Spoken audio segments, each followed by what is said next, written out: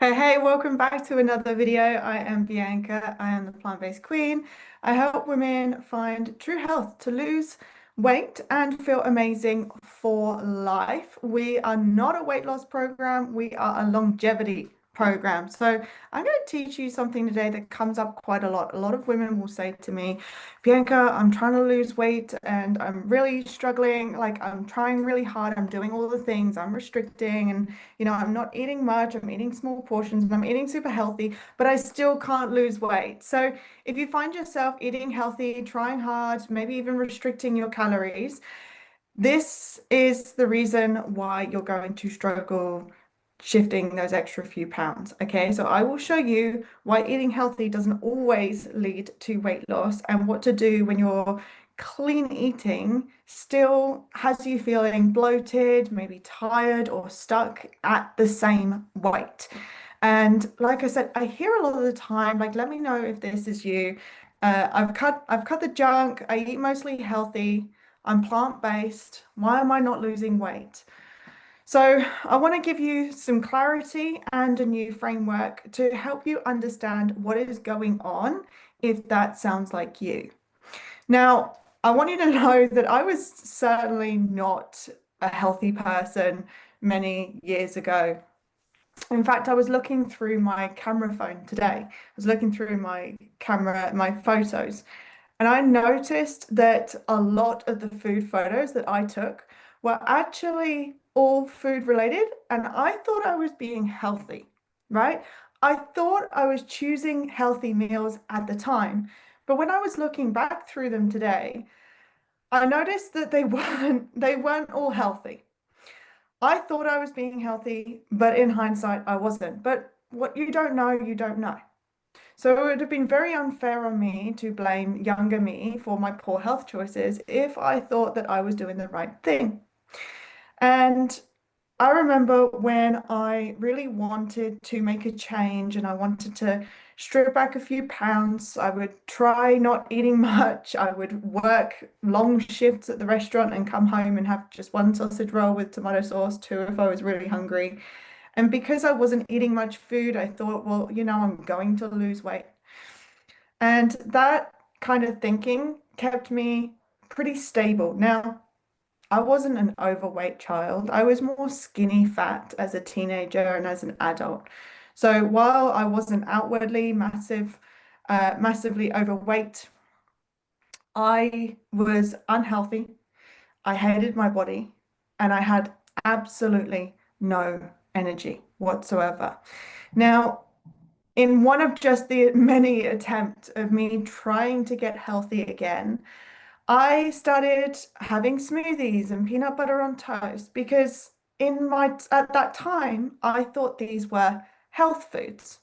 So I started eating peanut butter on toast and smoothies, smoothie bowls, and before you know it, I was pretty much a few days deep into doing this and I was feeling really good. I was feeling, I'm proud of myself. And then I got on the scale. And the scale hadn't budged at all. And in fact, it had gone up a little bit, right? And this continued for another couple of weeks. And I just couldn't understand what was going on, right? I was eating smoothies, I was having peanut butter on toast, and I was having bananas and protein shakes and protein bars. And I should be healthy because I was eating all of these health promoted foods. I was having supplements. I tried natural supplements like peppermint oil for a pre-workout. I was doing all of the things that I thought I was supposed to be doing, and nothing was changing on the scale. Fast forward a decade, and I've noticed that the foods that I was eating were not conducive of weight loss for the lifestyle that I was living. Because while I was eating those healthy foods, I still had some practices and behaviors that kept me from losing weight. It kept the weight on, right? So I thought I was being healthy. I thought I was doing all the right things, but it was not. Now, luckily, unlucky for me, I didn't have me right now telling me that what I was doing wrong. But I'm going to tell you guys today. So the first lesson I've learned from this is healthy does not equal weight loss friendly. Okay. So when you have a healthy food, just because it's wrapped up and marketed as a healthy food, doesn't mean it's going to mean that it's weight loss. And it doesn't actually mean that it's going to be healthy for you either. So we have calorie dense and nutrient dense foods. So most of you have probably heard of calories before. It's a measurement of energy. Now, while some foods are healthy and they've got some nutrients to them, they've got some nutrition, they've got some proteins and some fats. While they are healthy, they are also calorie dense.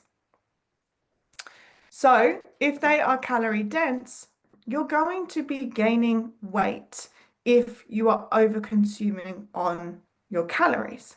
So things like avocado, oils like avocado oil, extra virgin olive oil, nuts, coconut yogurt, smoothies.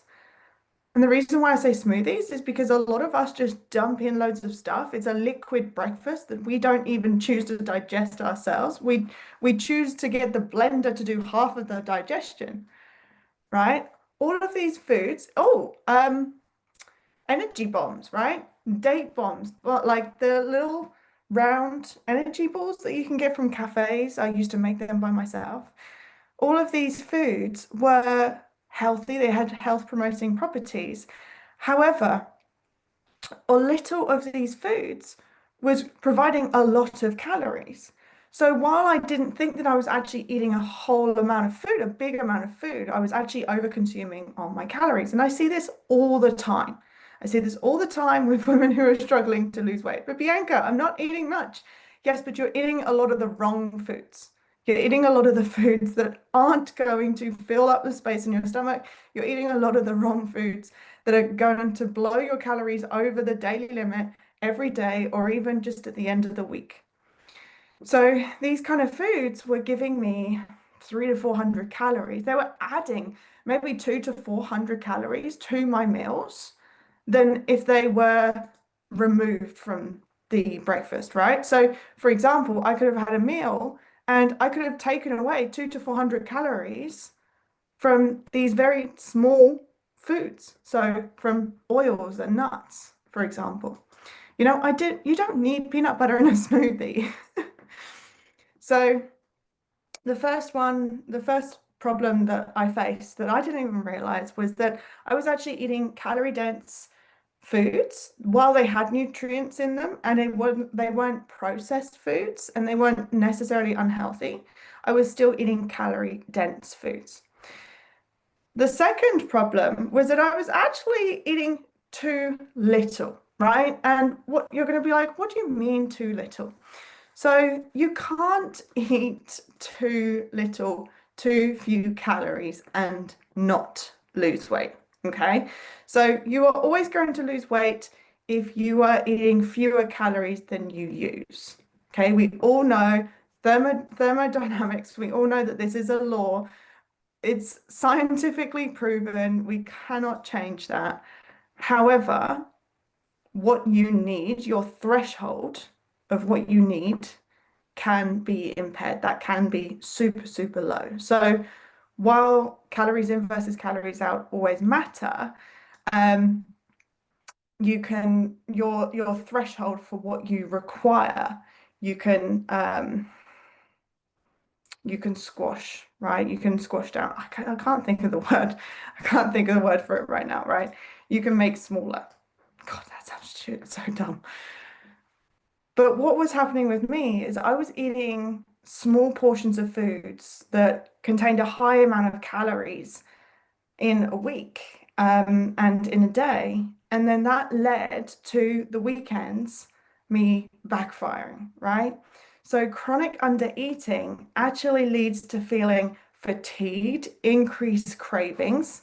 I had hormonal issues. I went to the doctors and got tested, right?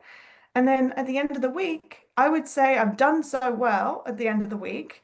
I'm going to go out and enjoy myself. I'm going to have a bottle of wine. I'm going to go and eat some food from the restaurant, right? So Monday to Friday or Sunday to Friday, I was doing so well. But then because I was so restricted by the weekend, I felt like I had no willpower left. It was very difficult to say no to those foods. Okay. Now, most of us, most of you, like me, probably aren't eating enough volume and fiber. A lot of us are scared of carbs, right? A lot of you ladies are scared of carbs, or you're scared of fat, or you're scared of sugar. Now, there is no need to be scared for one particular food or food group. However, it's very important for you to realize and recognize the importance of those. So when we have high volume, high fiber foods, this actually helps our satiety levels. It helps pack out our stomach. It helps us feel satisfied. And it helps with many other things like bowel movements and detoxification processes. But we want to make sure that we're not cutting out big food groups like proteins or carbs or fats because they're essential, right? They are essential. So me eating less was actually cutting back significant amounts of volume, significant amounts of fiber, significant amounts of carbs. I didn't realize it at the time because what you don't know, right? I didn't realize that me eating less in that time, while I was eating healthy, I was pulling back on less on the volume of food, and with that volume took fiber and macronutrients. So I actually just wasn't eating what I was supposed to be eating that was going to be helping, assisting weight loss. Number three, the third biggest thing is that I was relying on, I was just relying on knowing, and we know now that we don't know what we don't know. So we don't really know what's actually right and wrong unless you look into it.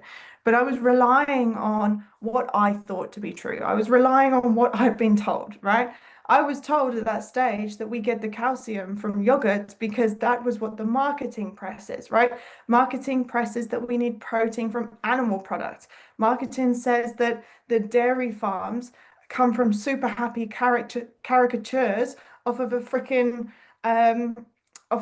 packet, right? So all of the information that I was fed was actually from marketing. It wasn't from genuine research. It was from marketing. So if we're always getting our knowledge from marketing, that is always going to be biased towards the product that is selling. So if you ever see on an advert, oh, this is really good for this, don't forget that they are not going to tell you about any negative side effects. They're not going to tell you about what it doesn't do, right? They're only going to tell you a couple of points. And even then, they can be um, they can be lies. They can be emphasized, right? It could just be absolute gobbledygook. I was actually watching an advert the other day, and they didn't say anything that actually made sense. They just put loads of keywords into a sentence. And because they used like some tonality behind it and more of a human voice, it sounded like it should be a sentence, but it wasn't. And I only noticed this because I hate adverts so much that I listen to how much bullshit that they spew.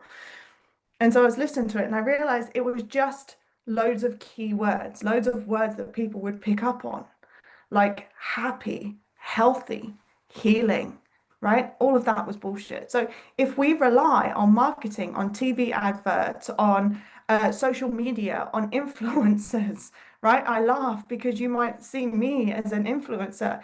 If you get your information from general influencers that are trying to sell you products, it is going to be biased and it is probably going to be wrong. So be careful where you get your information from, right?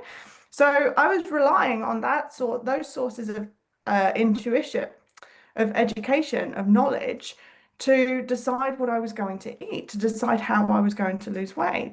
There was no um, there was no logic behind a lot of it. There was no common sense behind a lot of it, right? I didn't want to count calories. I tried counting calories. It was a nightmare. I knew that it wasn't sustainable. I hated doing it, but I just didn't have the information. Okay. And so another thing is that I was eating, I was eating because I felt hungry. I was eating because it was a specific time of day, right?